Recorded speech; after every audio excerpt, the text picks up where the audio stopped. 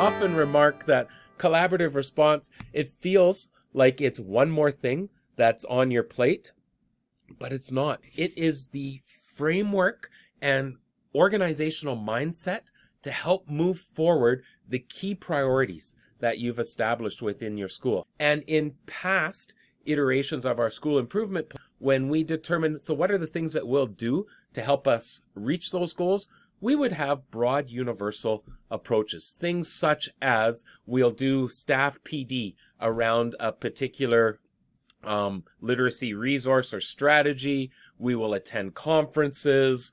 We'll have family engagement nights. All of these activities and things that we would do, but in a sense, it felt like we were throwing darts at a board, hoping to hit with those. But how did we know if we were actually making an impact on the individual students? We were focusing on the overall, that we're currently at 72%, and boy, we'd sure like to get to 80% through our efforts.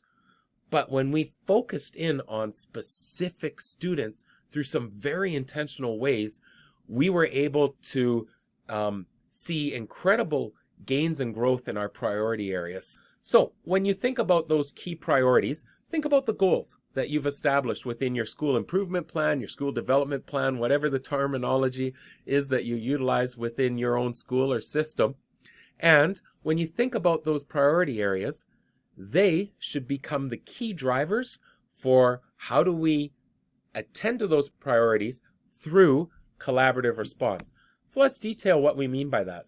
The first piece is, I often say to schools, once you have a priority, my first question is, so what are the key measures that you have in relation to that priority area? Essentially, do you have a universal screen that's connected? If you've said we have a key priority related to increasing executive functioning skills for our students, I'd say that's a wonderful area to be able to build upon.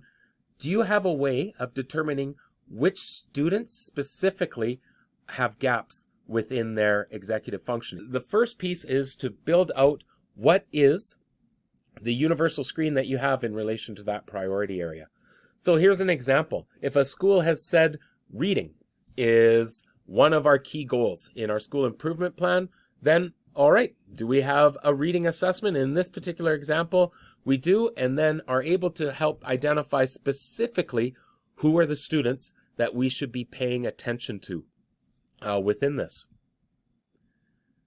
Now you can see within this, if you click on it, on the image that you see in the slides, you'll see that there was actually a priority around reading, around numeracy, and then also around wellness that we are trying to look at. And do we have a key measure that we could utilize in each one of those? Again, trying to create a data set that's created the development of data and evidence that will inform our conversation in relation to a priority area.